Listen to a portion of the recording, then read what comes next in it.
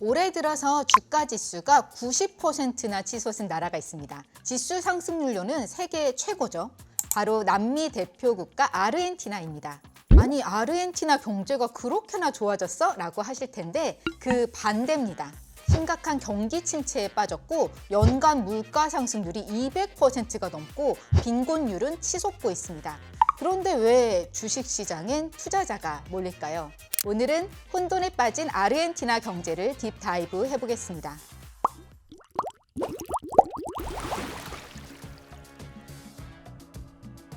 (2023년 12월에) 당선된 아르헨티나 대통령 하비에르 밀레이 아시나요?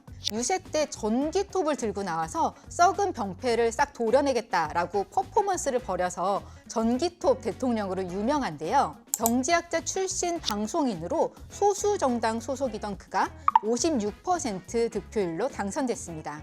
못 살겠다 갈아보자 라는 개혁에 대한 유권자의 열망이 반영된 거였죠. 무정부 자본주의자를 자처하는 밀레이 대통령의 전기톱질이 지난 10개월 동안 아주 쉬지 않고 이어졌는데요. 예를 들면 그는 이런 걸 했습니다. 공무원과 국영기업 직원을 대거 자르고 있어요. 이미 3만 명 넘게 해고했고 올해 총 7만 명 자를 거라고 했죠. 에너지와 교통 보조금은 대폭 삭감했어요. 부에노스아이레스 지하철 요금이 원래 172원이었는데 보조금 삭감으로 지금은 1,044원까지 올랐어요.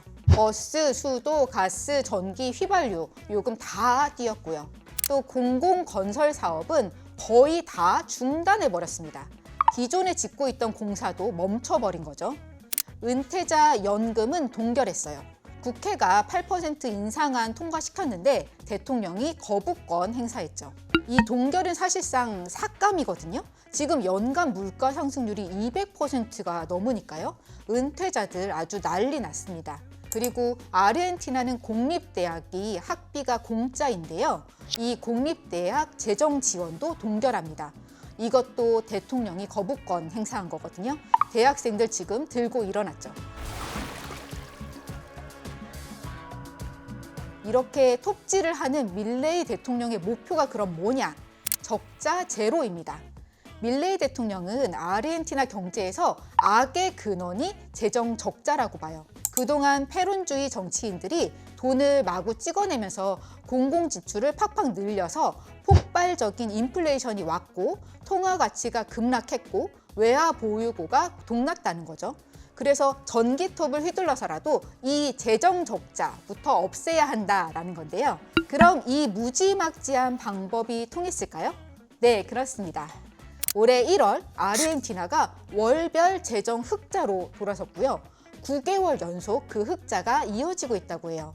또 아르헨티나의 가장 골칫거리였던 물가도 조금씩 잡혀갑니다.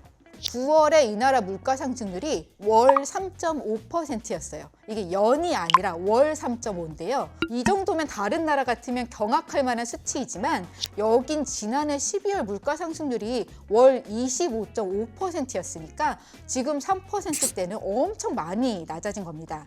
높긴 하지만 하락하는 추세는 뚜렷하죠. 그래서 국제통화기금 IMF는 밀레이 정책을 지지합니다.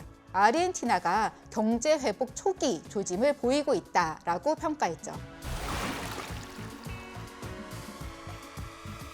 자, 그럼 국민들도 이제 좀 한숨 돌리게 됐을까요? 슬픈 건 전혀 그렇지가 않다는 겁니다.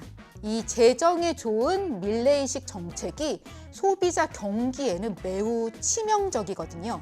은퇴자들 연금 그대로고 실업자 막 늘어가는데 물가는 1년 새 200% 뛰었고 공공요금도 다 뛰었잖아요. 그러니까 당장 먹고 살 게 걱정인 사람들이 너무 많습니다. 아르헨티나 빈곤율이 지난해 말 42%에서 올해 53%로 뛰었어요. 중위소득의 50%도 못 버는 사람이 전체의 절반이 넘는다는 거죠.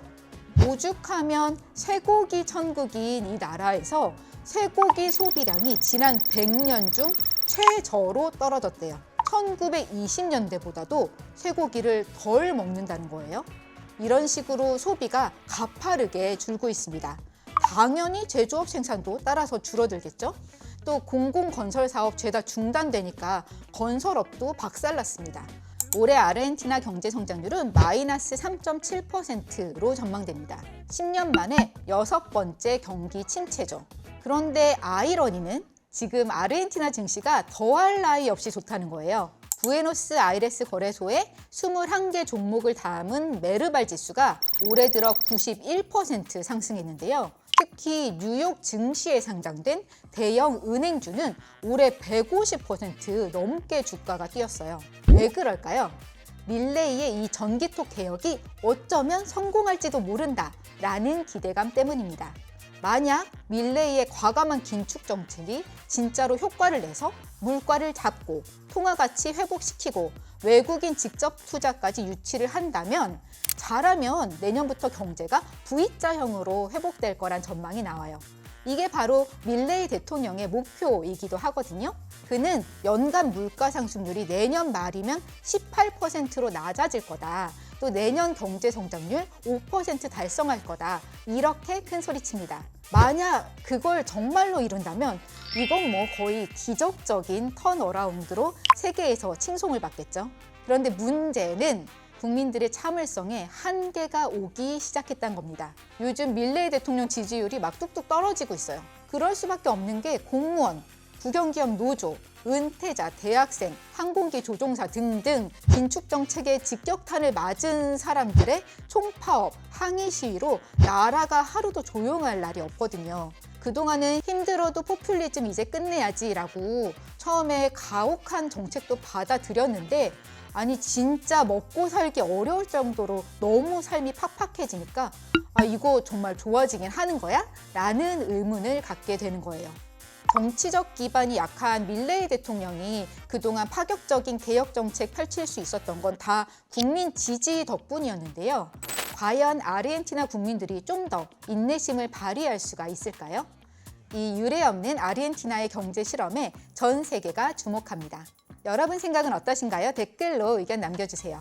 오늘 영상 재미있게 보셨다면 구독, 좋아요 부탁드립니다. 지금까지 딥다이브 한혜란이었습니다.